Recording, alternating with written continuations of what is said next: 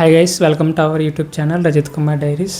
AP PG set, AP ICET 2026 సంబంధించి examination conduct చేయడం, అలాగే రిజల్ట్ రిలీజ్ చేయడం అన్నీ జరిగిపోయాయి.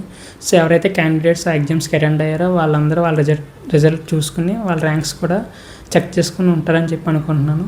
సో ప్రతి ఒక్కరు నెక్స్ట్ ఉండే డౌట్ ఏంటంటే, మాకు వచ్చిన ర్యాంక్కి ఏ కాలేజ్ ఆర్ ఏ యూనివర్సిటీలో సీట్ వచ్చే ఛాన్స్ ఉంది, మేము అనుకున్న యూనివర్సిటీలో సీట్ రావడానికి ఎంతవరకు ఎలిజిబుల్, లేదంటే ఏ యూనివర్సిటీస్ ఆర్ కాలేజెస్లో ఉండే సీట్స్ ఎన్ని కేటగిరీస్లో ఉంటాయి, అంటే రెగ్యులర్ సీట్ ఉంటుందా, ఫీజు కట్టాలా, ఫీజు కట్టకూడదా, ఎలాంటి కేటగిరీస్లో సీట్ ఉంటాయని చెప్పి కొన్ని డౌట్స్ అయితే ఉంటాయి. సో యూనివర్సిటీలో ఉండే సీట్ కేటగిరీస్ ఎన్ని, తర్వాత మీకు వచ్చిన ర్యాంక్కి ఏ సీట్కి అప్లై చేసుకుంటే బెస్ట్ అనేది కూడా ఈ వీడియోలో చెప్తాను. సో వీటినైతే అక్కడ స్కిప్ చేద్దాం, ఎండింగ్ వరకు అయితే చూడండి. అండ్ మీ ఫ్రెండ్స్ అండ్ ఫ్యామిలీ మెంబర్స్లో ఎవరైనా AP PG CET and AP ICET రిలేటెడ్గా ఏమన్నా డౌట్స్ ఉన్నా, లైక్ ఇలాగ మీలాగే ఏమన్నా డౌట్స్ ఉండి నెక్స్ట్ ఏ యూనివర్సిటీకి అప్లై చేయాలో సీట్ కేటగిరీ గురించి డౌట్స్ ఉంటే వాళ్ళకి కూడా వీడియో అయితే షేర్ చేయండి. సో ఇక వీడియో అయితే స్టార్ట్ చేద్దాం. ఇక మొదలెడదామా? జనరల్గా మనం చూసుకున్నట్లయితే AP PG CET or AP ICET విషయంకి వస్తే అన్ని యూనివర్సిటీస్ అని చెప్పలేను, but most of the universities or కాలేజెస్లో 3 మెయిన్ కేటగిరీస్లో అయితే సీట్స్ ఉంటాయి.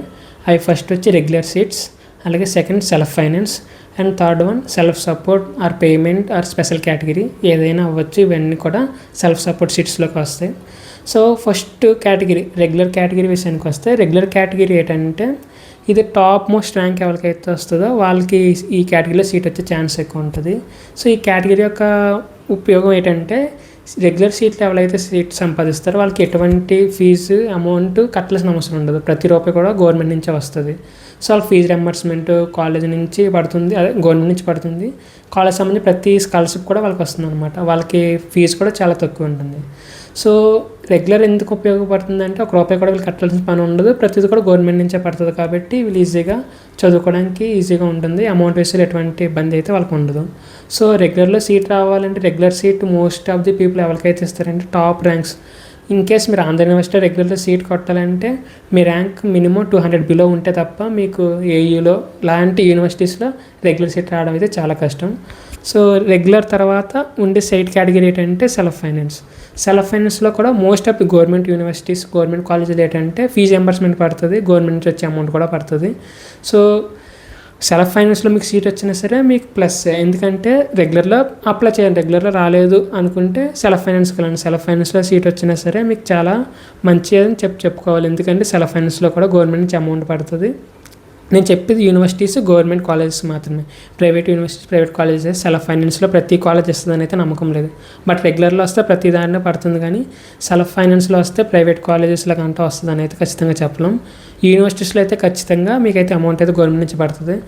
నాది కూడా ఎంఎస్సీ కంప్యూటర్ సైన్స్ సెల్ఫ్ ఫైనాన్స్లోనే ఆంధ్ర యూనివర్సిటీలో సీట్ వచ్చింది. నాకు కూడా ఫీజు రింబర్స్మెంట్ అనేది కాలేజ్ నుంచే పడుతుంది. నేనైతే అమౌంట్ కట్టి పొజిషన్లో లేను, గవర్నమెంటే డైరెక్ట్గా కాలేజ్ అకౌంట్స్కి అయితే అమౌంట్ అయితే వేయడం జరుగుతుంది. సో ఇది బట్ రెగ్యులర్తో పోల్చుకుంటే సెల్ఫ్ ఫైనాన్స్లో అమౌంట్ అనేది ఎక్కువ ఉంటుంది. ఇప్పుడు ఇన్ కేస్ మీరు ఎంఎస్సీ కెమిస్ట్రీ తీసుకోండి, అదే ఎంఎస్సీ కెమిస్ట్రీ ఆంధ్ర యూనివర్సిటీలో రెగ్యులర్ సీట్ వాళ్ళకి 25,000 ఉంటే, అదే సీటు సెల్ఫ్ ఫైనాన్స్లో మీకు వస్తే 35,000 మీకు కట్టుకోవాల్సి వస్తుంది. సో ఇలా ఆ అమౌంట్ అనేది వ్యారీ అవుతూ ఉంటుంది రెగ్యులర్ సెల్ఫ్ ఫైనాన్స్ కంట. సో మీకు ఈ 2 సీట్లలో ఏ కేటగిరీలో సీట్ వచ్చినా సరే మీకు అమౌంట్ పరంగా అంత ఇబ్బంది పడే విధంగా అయితే ఉండదు. సో ఇవి 2 కాకుండా ఉండేదే సెల్ఫ్ సపోర్ట్ అవ్వచ్చు, మేనేజ్మెంట్ కోట అవ్వచ్చు, స్పెషల్ కేటగిరీ ఏదన్నా సరే. సో ఈ కేటగిరీ కూడా ఒకటే అనమాట. ఇందులో ఏంటంటే ఒక్క రూపాయి కూడా మీకు గవర్నమెంట్ నుంచి రాదు, గవర్నమెంట్ సంబంధించిన ఏ స్కీమ్స్ కూడా మీకు వర్తించదు. మొత్తం అమౌంట్ ప్రతి రూపాయి కూడా మీ జోబుల నుంచి మీరే తీసుకుని కట్టాల్సి ఉంటుంది. గవర్నమెంట్ నుంచి అమౌంట్ పడుతుంది అనేది మీరు ఆశించొద్దు. అసలు గవర్నమెంట్ నుంచి ఒక్క రూపాయి కూడా మీకు రాదు, ప్రతి రూపాయి కూడా మీరే కట్టాల్సి ఉంటుంది. సో సెల్ఫ్ సపోర్ట్లో ఫీజు కూడా ఎక్కువ ఉంటుంది. ఇందాక చెప్పుకున్నట్లే కెమిస్ట్రీకి, ఏయూలో, ఎంఎస్సీకి నేను ర్యాండమ్గా చెప్తున్నాను, ఎగ్జాక్ట్ అమౌంట్ అయితే కాదు. రెగ్యులర్లో 25,000 ఉంటే అదే సీటు సెల్ఫ్ ఫైనాన్స్కి వస్తే 35,000 ఉంటుంది. ఒక 10,000 అలాగా డిఫరెన్స్ ఉంది. అదే సెల్ఫ్ సపోర్ట్లో అంటే 10,000-15,000 యాడ్ ఉన్నాయి, 50,000 అలా కూడా ఉండే ఛాన్స్ ఉంది. ఈ అమౌంట్ పెరుగుతుంది, గవర్నమెంట్ నుంచి డబ్బులు కూడా రావు. సో సెల్ఫ్ సపోర్ట్ అనేది నేను అంటే సెల్ఫ్ సపోర్ట్ జాయిన్ అవుతానంటే మరి నేను వాళ్ళకి కూడా అంత సజెస్ట్ చేయను సెల్ఫ్ సపోర్ట్ అనే కేటగిరీ అయితే. అదర్వైజ్ మీరు పర్టికులర్ కాలేజ్లో పర్టికులర్ సీటే కావాలి, ఇదే కోర్స్ జాయిన్ అవ్వాలి అని చెప్పి అమౌంట్ పరంగా నాకు పర్లేదు, ఫైనాన్షియల్గా ఫైనాన్షియల్గా పర్లేదు పొజిషన్ అనుకుంటే మాత్రమే సెల్ఫ్ సపోర్ట్కి వెళ్ళమని అయితే నేను చెప్తాను. సో సెల్ఫ్ సపోర్ట్కి అయితే వీలైనంత వరకు మీరైతే ఫైనాన్షియల్గా చూసుకోండి, మీ పొజిషన్ ఓకే, నాకు ఇంట్రెస్ట్ ఉంది, నేను కట్టుకోగలను అనేది ఉంటే ఇంట్రెస్ట్ మీ ఫైనాన్షియల్ పొజిషన్ బట్టి మీరు సెల్ఫ్ సపోర్ట్కి అయితే వెళ్ళొచ్చు. సో ఇందులో ఏ కేటగిరీస్కి సీట్కి అప్లై చేస్తే వచ్చే ఛాన్స్ ఉందంటే ఏయూకి అయితే మాత్రం రెగ్యులర్లో సీట్ రావాలంటే మినిమం 200 లోపు అయితే ఉండాలి. అప్పుడు మాత్రం నమ్మకంగా ఉండగలరు ఖచ్చితంగా సీట్ వస్తుందని అయితే. సెల్ఫ్ ఫైనాన్స్ రావాలి అంటే 500 ఆర్ 700 బిలో ర్యాంక్ ఉన్న వాళ్ళకి మాత్రమే 700 కూడా కాదు 500 బిలో ఉంటేనే సెల్ఫ్ ఫైనాన్స్లో సీట్ వచ్చే ఛాన్స్ అయితే ఉంటుంది.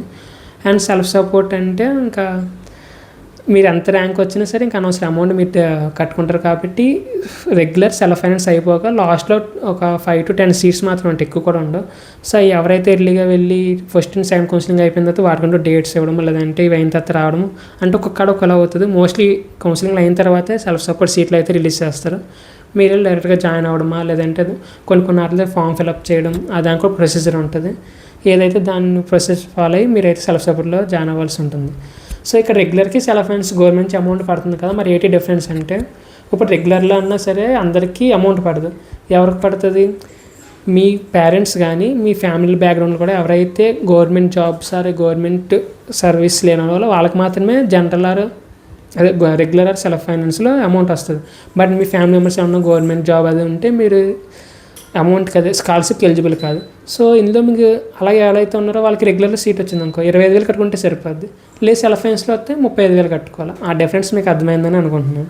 సో ఇది సెల్ఫ్ ఫైనాన్స్ రెగ్యులర్ సెల్ఫ్ సపోర్ట్కి డిఫరెన్స్ అయితే.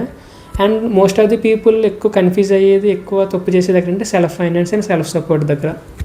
అంటే రెండు చూడడానికి ఒకలా ఉంది కదని చెప్పి సెల్ఫ్ ఫైనాన్స్ పెట్టబోయి సెల్ఫ్ సపోర్ట్ పెట్టిస్తుంటారు. సో మీరు సెల్ఫ్ సపోర్ట్ కానీ పెడితే ఖచ్చితంగా మీకైతే అమౌంట్ రాదు, గుర్తుపెట్టుకోండి. సో సెల్ఫ్ ఫైనాన్స్కి సెల్ఫ్ సపోర్ట్కి అస్సలు కన్ఫ్యూజ్ అవ్వదు. సెల్ఫ్ ఫైనాన్స్కి అయితే అమౌంట్ గవర్నమెంట్ నుంచి పడుతుంది, సెల్ఫ్ సపోర్ట్కి అయితే మీరు సొంతంగా డబ్బులు తీసుకోవాల్సి ఉంటుంది, మీరే ప్రతి రూపాయి పెట్టాల్సి ఉంటుంది.